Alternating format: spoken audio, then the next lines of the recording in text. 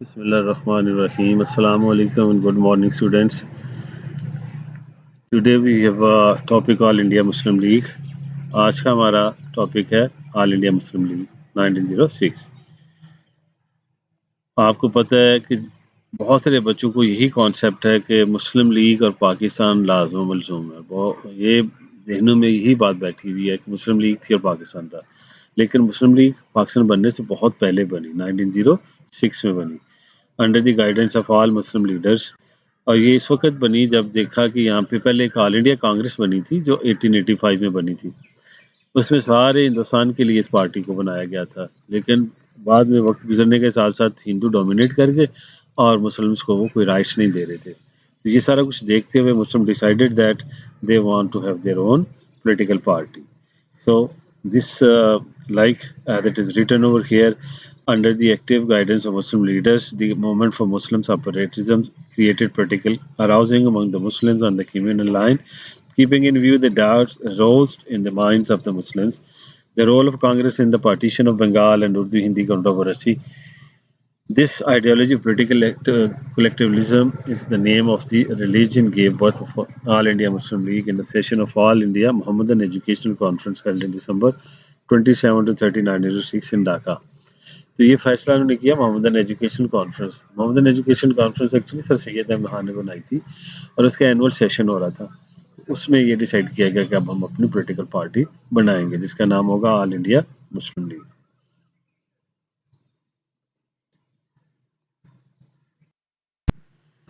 What were the aims and objectives of the All India Muslim League?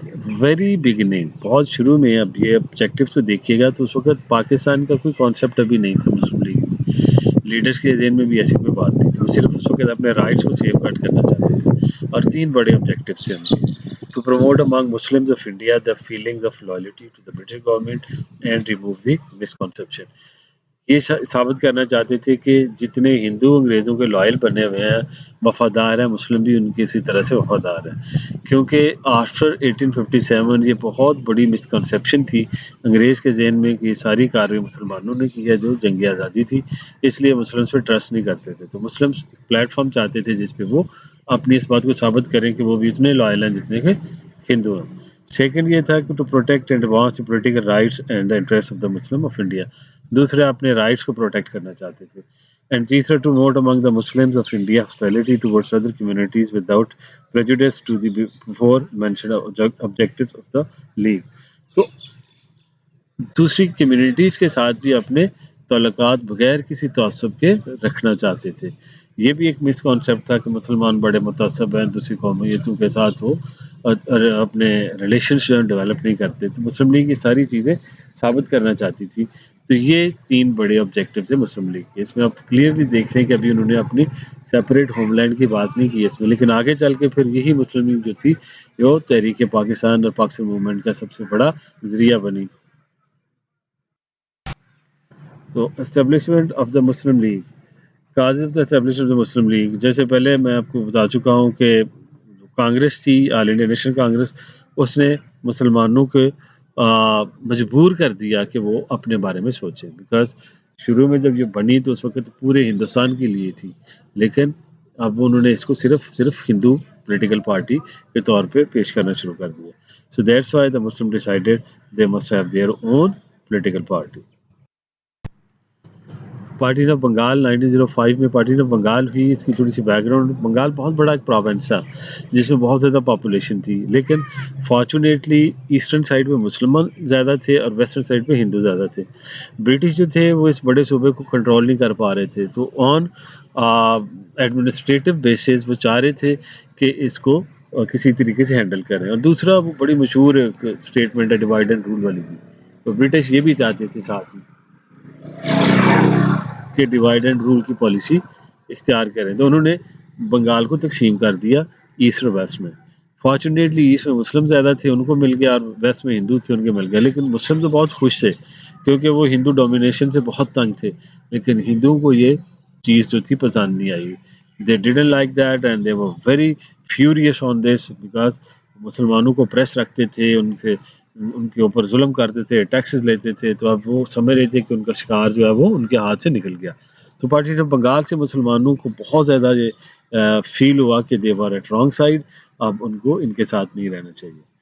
Then Hindi Urdu controversy, جیسے میں نے پیچھے بتایا آپ کو پچھلے لیکچر میں کہ مسلمانوں کی زبان اردو تھی. اب 1857 کے بعد جب برٹش نے کنٹرول کر لیا تو ہندو ان کے ساتھ مل گیا، اور وہ چاہ رہے تھے کہ اب کو ریپلیس کر دیا جائے آفیشیل لینگویج کے طور پہ ہندی کو.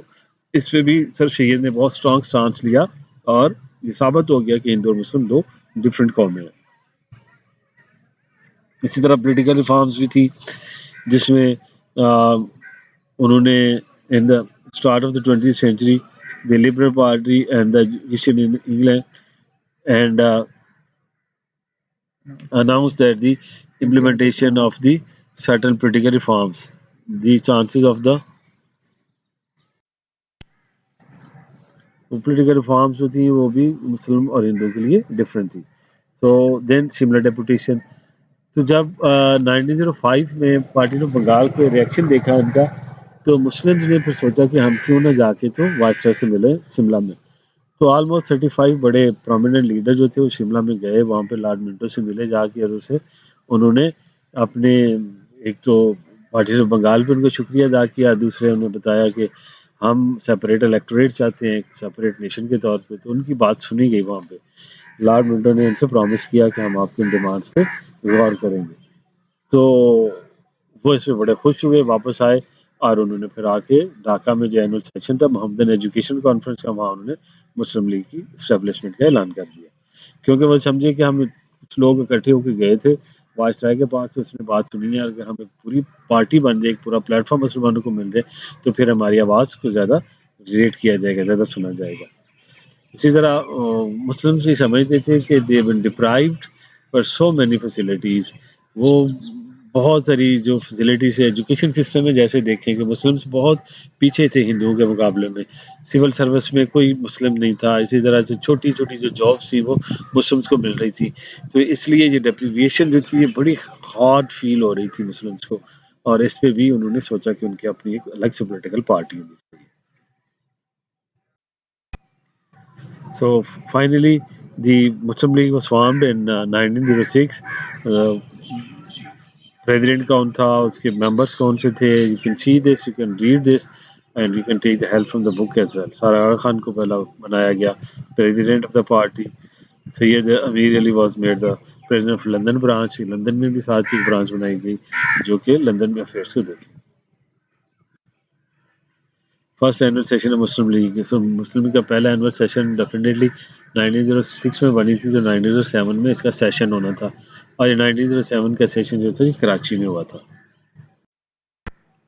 سو achievement of all India Muslim League, جیسے شروع میں آبجیکٹیوز میں ہم نے دیکھا کہ اس وقت تو کوئی ایسی ان کی ڈیمانڈ نہیں تھی، لیکن فائنلی جو ان کی اچیومنٹ تھی وہ کیا تھی، ان دی فارم آف پاکستان in 1947.